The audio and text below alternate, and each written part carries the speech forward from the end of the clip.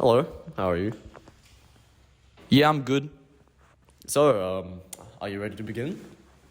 Yeah, let's go. Alright, so firstly, how old are you and where are you from?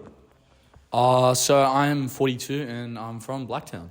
Nice. Do you mind telling me about your life and what you've done?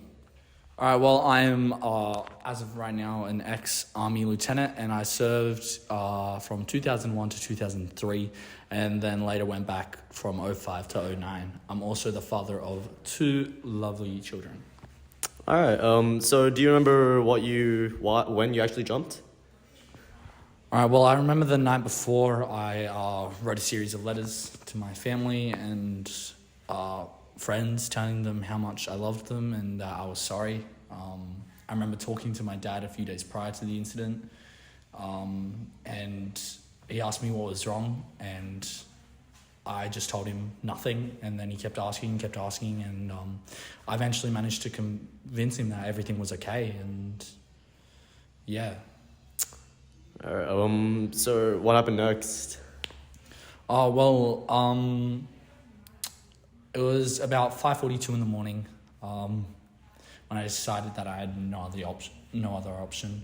I hopped on a bus and I rode it down to the bridge. It was cold, there was a slight breeze. I remember arriving. I was up the back of the bus. Everyone walked out right in front of me. And then I was the last one to get off. I paced up and down the bridge for hours, and a couple came up to me and they said to me, they're like, "Can you take a picture of me on the bridge?" And that's when I realized no one actually cared, and it was the furthest from the truth. So, what do you think once you hit the water and realized you had survived?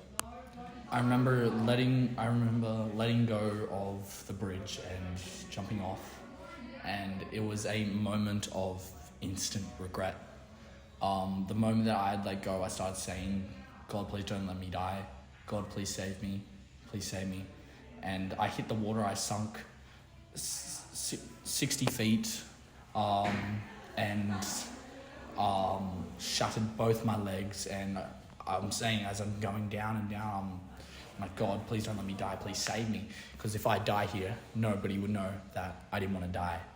I swam up 60 feet with the use of just my arms, and constant prayers to God. I remember the moment I came out of the water, right next to me, by the miracle of God, there was a ferry passing by, and within a matter of seconds, they had thrown out a flotation device and they had pulled me up on board.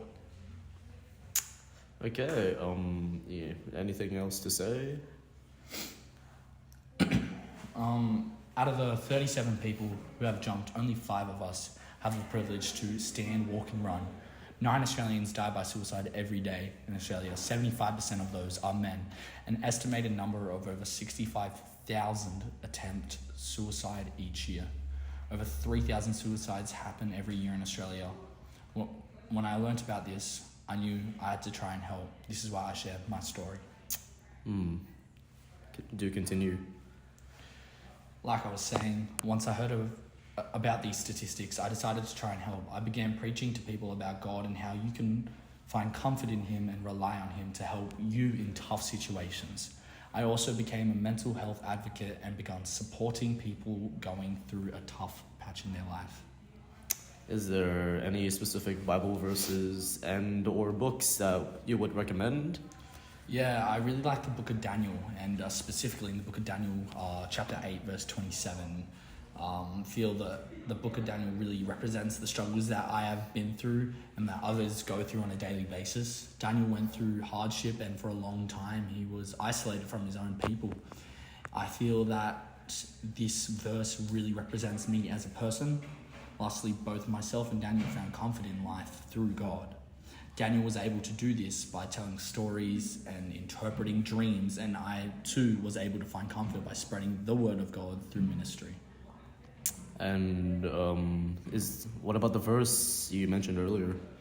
Yeah, so Daniel 8:27, it says, I was depressed and ill for several days. Then I got up and went back to the work that the king had assigned to me. But I was puzzled by the vision and could not understand it. To me, this verse represents that hardships that Daniel went through and how he found comfort in his work and what he was doing.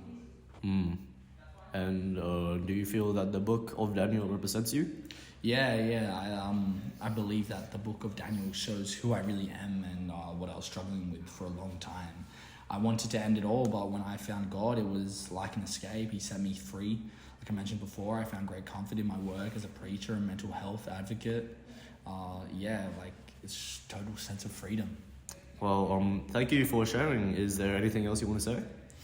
Well, I just really would like to say, like, anyone going through a tough time, like, I want to encourage you to speak out. You're not alone.